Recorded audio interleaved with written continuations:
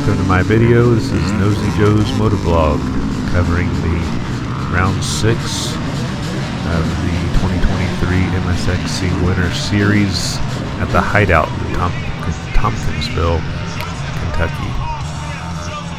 Running Senior C. I think there's about 10 riders in our class.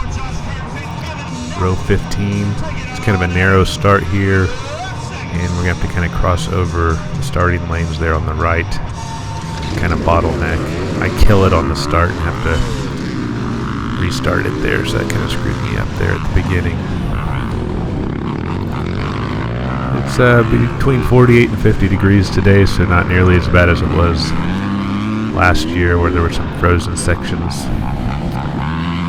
And other than a little bit of slop here and there, it was really good course conditions. It kind of takes me a while to figure that out. I'm kind of tentative after that first turn and kind of get behind a little bit, but then gain my confidence and start picking up the speed here a little bit later.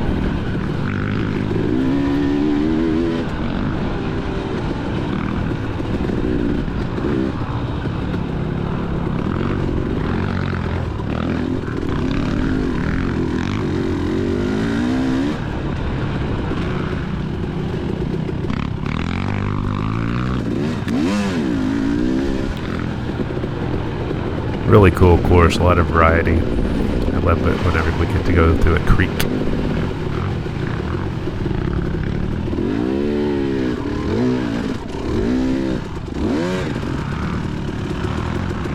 Running the same tires as I ran last week, which is my Shinko Fatty Cheater up front and my IRC VE33S Dakota tire in the rear. Unfortunately, I wasn't running enough air in my rear tire. That's why the video is a little bit shorter today, but we'll talk about that here in a second.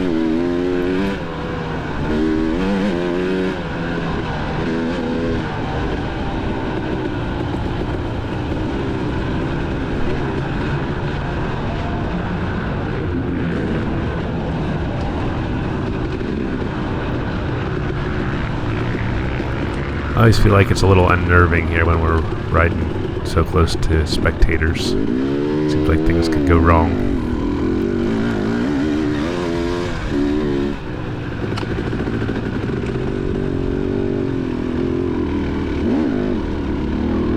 Wrong gear.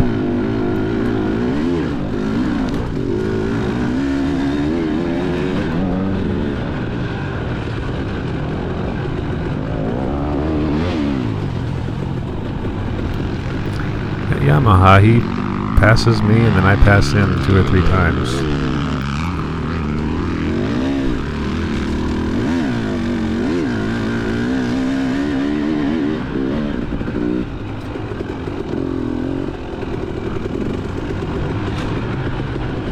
Seems like some bikes had some trouble getting traction. And there he is again.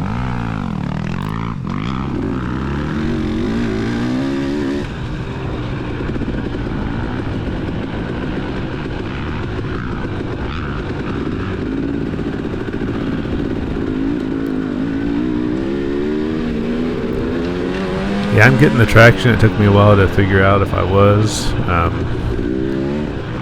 I checked my tires before the start of the race, and I was running 10 pounds up front and about 6 in the back, which was pretty much what I ran last race, so I figured that'd be fine for this race here. And as far as hooking up, I really was hooking up. Wasn't struggling as much as some of these guys were.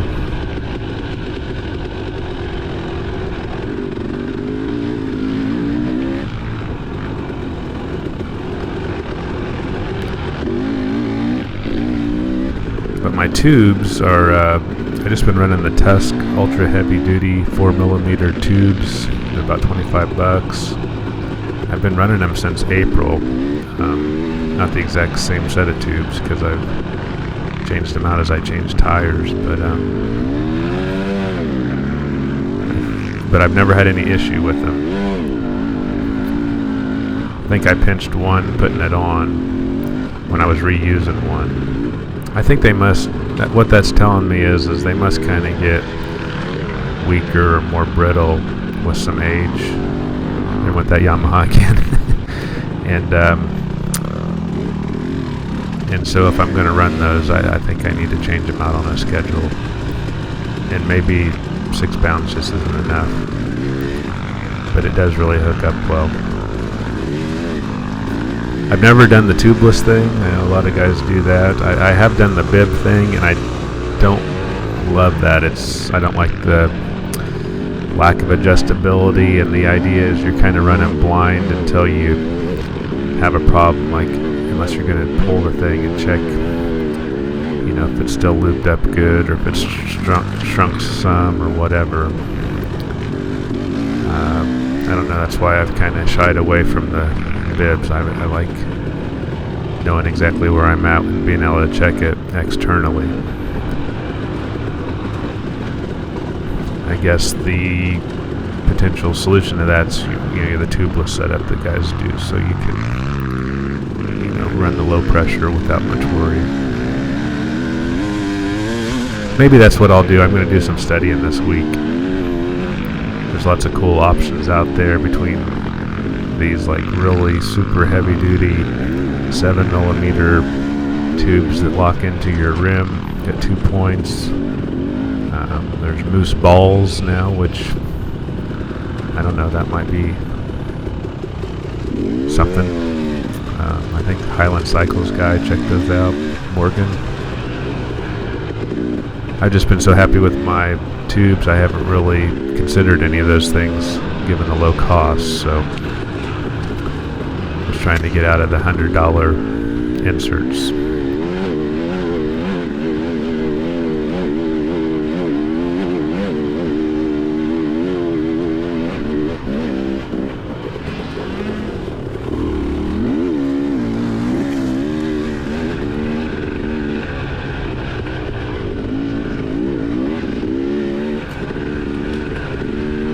I think I got a little bit better camera angle this video. Hopefully I can replicate that in the future.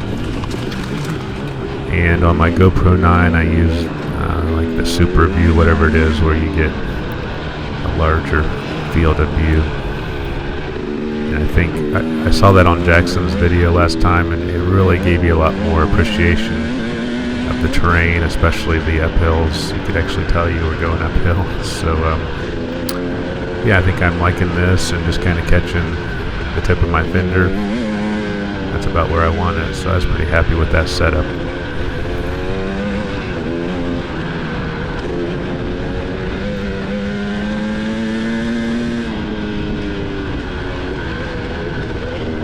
Coming up here, I'm going to pass the shortest rider on the field. Felt kind of bad about it.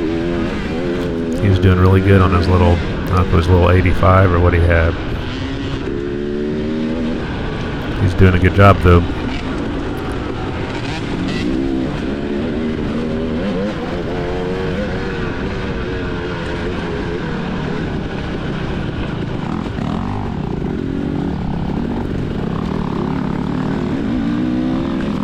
So coming up here, when I take a pass on this Kawasaki, is where I think I hear it pop, and where I see some stone that probably was the culprit here, so watch out for this. Right here. Boom. Now, I don't realize it. I just keep on going. I suppose that with a pinch it doesn't instantly go to 0 PSI, and I just kind of notice as I'm kind of chasing these guys down through these slower sections that my back end is just kind of getting loose. It doesn't feel right, but it takes me a while to figure that out.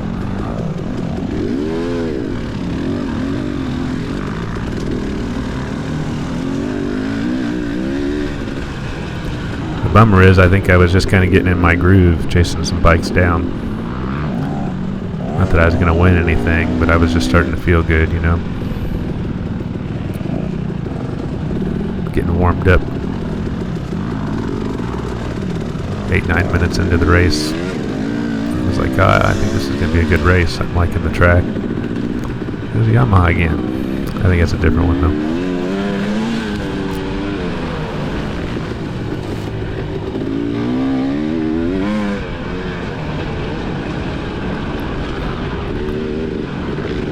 Yeah, it's when I think I kind of get some speed here, and I'm like, I'm feeling my back end wobble.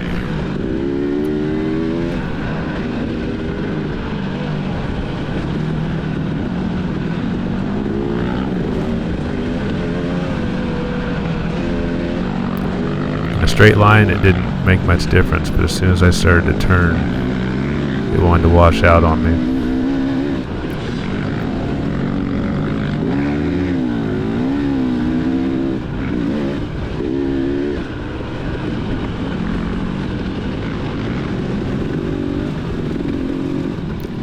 So I gotta see what's going on here. Yeah, I can kind of tell the rear tire, the bead's not touching the rim anymore. So I'm gonna check it out. Yeah, 0 PSI. So that's pretty much it for the race for me. I thought I'd include a couple cool spots here. So I get to this pile up in this kind of mud bog, which was actually there last year as well. And I'm thinking, well, I'm just going to sit here to the side, and since I got a flat tire anyway, just let everybody go and clear out, because at this point I'm just wanting to finish a lap so I don't get 0 points. I didn't want to get a DNF, so I'm just running first gear and trying not to damage my rim. But I'm like, well, let me just follow this guy with the donut shirt. Surely I can keep up with him. Kind of got impatient, even though I had no intentions of doing more than a lap. But I just wasn't having any trouble with it, really. This is kind of what those hard enduro guys do. They kind of run real super low pressure and with a gummy tire, and they just tractor through this type of thing. So that's what I was able to do. Here's my buddy Paul up here on the left. I think I get hung up on the same thing he did for a second. I get through it and come on out of it. So sometimes there's an advantage of having 0 PSI. Yeah, skip the rest of it, and you guys don't want to see me running first gear through the whole race. And so I go through timing and just take it back to the truck. Oh well, I'll do some studying and try to figure out a better solution for my rear tire inflation before next race. See you guys later.